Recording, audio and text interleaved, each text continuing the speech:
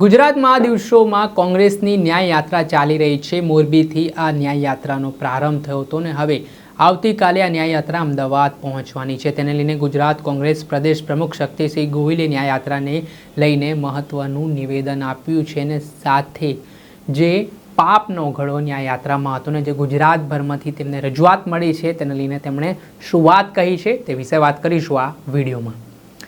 વૈષ્ણવજન તો તેને કહીએ જે પીડ પરાઈ જાનાને રે। નમસ્કાર દર્શક મિત્રો, નવજીવન ન્યૂઝમાં આપનું સ્વાગત છે। હું છું ફૈઝાન। ગુજરાતમાં હવે વિપક્ષ આકરા મૂડમાં જોવા મળી રહ્યો છે। પહેલાં એવી વાતો કહેવાતી હતી કે ગુજરાતમાં વિપક્ષ છે જ નહીં, પરંતુ જેવી રીતે વડગામના કોંગ્રેસના ધારાસભ્ય જિગ્નેશ મેવાણી, કોંગ્રેસ નેતા લાલજી દેસાઈ અને કોંગ્રેસ નેતા પાલ આંબલિયા જે એક બાદ એક કાર્યક્રમો આપી રહ્યા છે, રાજકોટનો કાર્યક્રમ હોય તેમજ જે અલગ અલગ મુદ્દાઓને લઈને લડી રહ્યા છે, તેનાથી કહી શકાય કે ગુજરાતમાં હવે વિપક્ષ છે તે આકરા પાણીએ જોવા મળી રહ્યું છે। વાત કરવામાં આવે તો ગુજરાતમાં જેટલી પણ દુર્ઘટનાઓ અત્યાર સુધી બની છે તે દુર્ઘટનાઓને લઈને થોડાક દિવસ પહેલાં કોંગ્રેસ દ્વારા મોરબીથી એક ન્યાય યાત્રાનું આયોજન કરવામાં આવ્યું હતું ને તે ન્યાય યાત્રા આવતીકાલે અમદાવાદ ખાતે પહોંચવાની છે। ન્યાય યાત્રાને લઈને હવે ગુજરાત કોંગ્રેસના પ્રદેશ પ્રમુખ શક્તિસિંહ ગોહિલનું પણ નિવેદન સામે આવ્યું છે।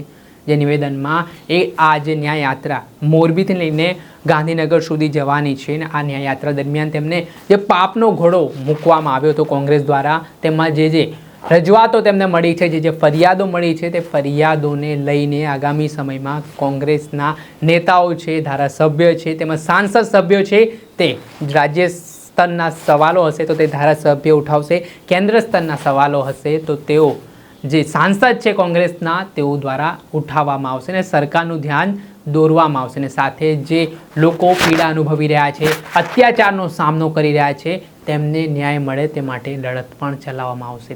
આટલું જ નહીં, આવતીકાલે અમદાવાદમાં જે ન્યાય યાત્રા આવવાની છે તે ન્યાય યાત્રામાં જે કોંગ્રેસના રાષ્ટ્રીય કક્ષાના દિગ્ગજ નેતાઓ પણ અમદાવાદમાં આવી શકે છે। આ બાબતને લઈને પણ શક્તિસિંહ ગોહિલ માહિતી આપી રહ્યા છે। પહેલા તો શું કહી રહ્યા છે શક્તિસિંહ ગોહિલ તે સાંભળી લો।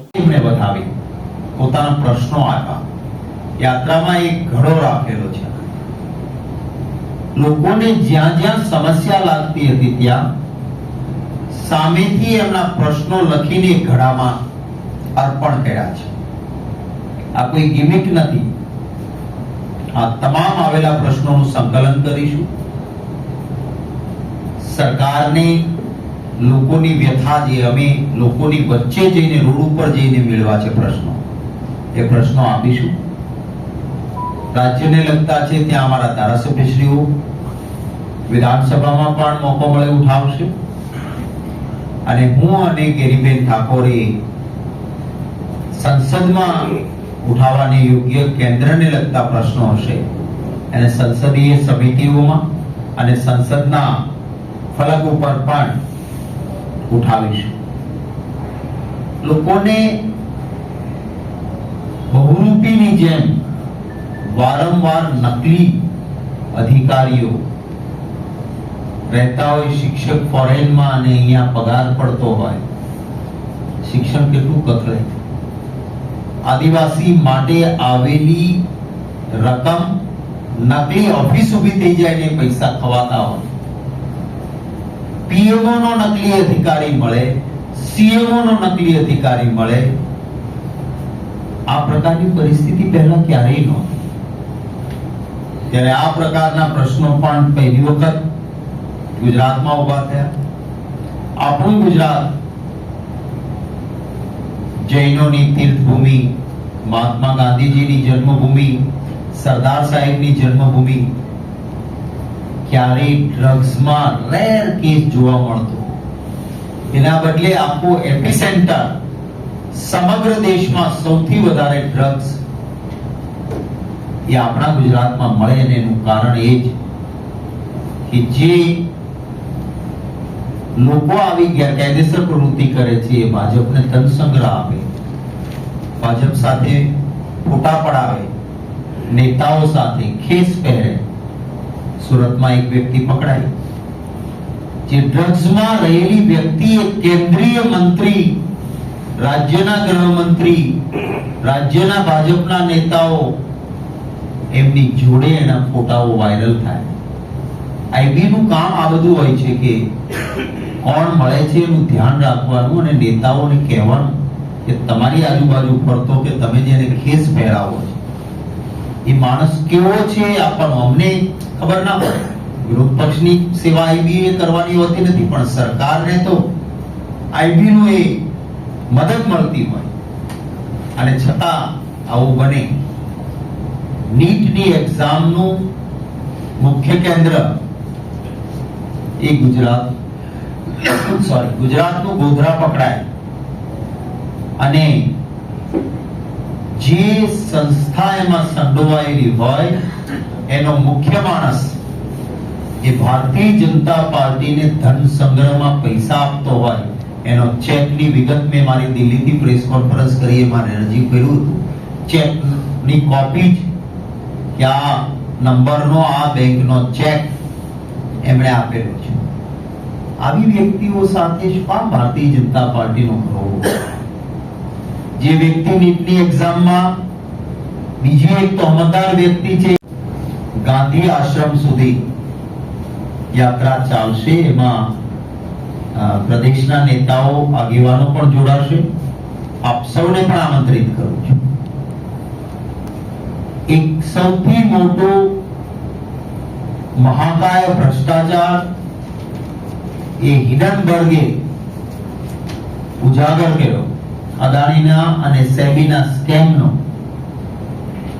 સમગ્ર દેશમાં એની પ્રેસ કોન્ફરન્સીસ થઈ રહી છે. આવતીકાલે કોંગ્રેસ વતી બેન અલકા લાંબા અહીંથી એની પ્રેસ કોન્ફરન્સ પણ કરશે. કાલની અમારી યાત્રામાં ન્યાયના મુદ્દાઓ સાથે સેબીના ચેરમેનનું રાજીનામાની માંગણી પણ અમારી યાત્રામાં અને આ ગોટાળાની જેપીસી તપાસ પણ કરે એ પણ મુદ્દો ઉઠાવવાના છીએ. લાલજીભાઈ ને અભિનંદન આપીશ કે એક પણ વખત એમણે એક ડગલું પણ યાત્રાનું છોડ્યું નથી. મોરબીથી નીકળ્યા છે ત્યારથી જ્યાં યાત્રા રોકાણી હોય ત્યાં ફરીથી એ જ જગ્યાએથી શરૂ કરી છે. ભાઈ જિગ્નેશભાઈ પણ સાથે રહ્યા, ભાઈ અમારા પાલભાઈ આંબલિયા પણ સાથે રહ્યા છે. લોકોનો આભાર માનીશ. હું પોતે મનીષભાઈ અમે લખતરમાં હતા, એક બેન રસ્તા ઉપર ચાલતા હતા, એ આવ્યા કે આ સારું છે હો, તમે અમારી વાત કરો છો, હું આ ઝંડો લઈને ચાલી શકું? અને તરત જ એ ધ્વજ એ બહેનના હાથમાં આપ્યો અને એ બહેન અમારી સાથે યાત્રામાં જોડાયા. આ લોકોનો પ્રેમ છે, ગુજરાતીઓનો આ પ્રેમ અને મારા માટેની લાગણી માટે આભાર માનું. યાત્રા દરમિયાન પ્રભારી સાંસદ અમારા મુકુલ વાસનિકજી, મારા એઆઈસીસી ના ત્રણેય સેક્રેટરીશ્રીઓ ઉષાબેન નાયડુ, રામકિશન ઓઝા અને બીએમ સંદીપ, આ ઉપરાંત મધ્યપ્રદેશના માજી મુખ્યમંત્રી દિગ્વિજયસિંહજી સહિત અનેક આગેવાનો બહારના રાજ્યોમાંથી પણ યાત્રામાં જોડાયા.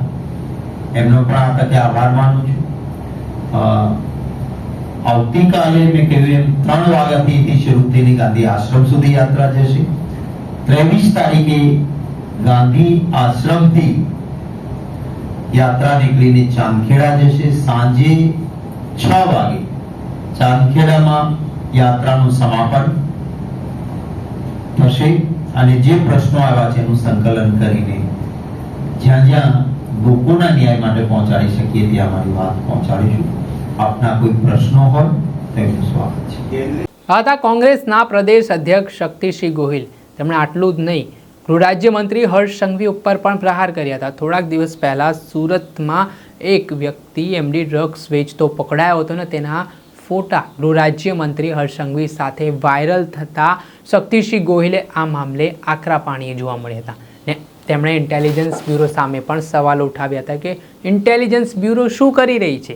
જેવી રીતે આ ગુનાહિત પ્રવૃત્તિ આચરનાર વ્યક્તિના ગૃહ રાજ્યમંત્રી સાથે ફોટા આવતા હોય તો તેમને માહિતી કેમ આપવામાં નથી આવી રહી, તેને લઈને તેમણે અલગ અલગ મુદ્દાઓને લઈને સરકારને આડે હાથ લીધી હતી.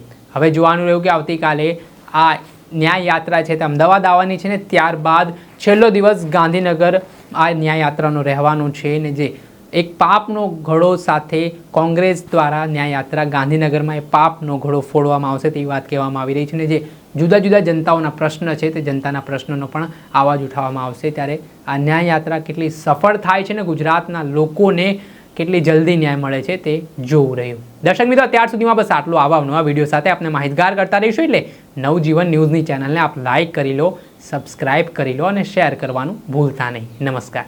વૈષ્ણવજન તો તેને કહીએ જે પીડ પરાઈ.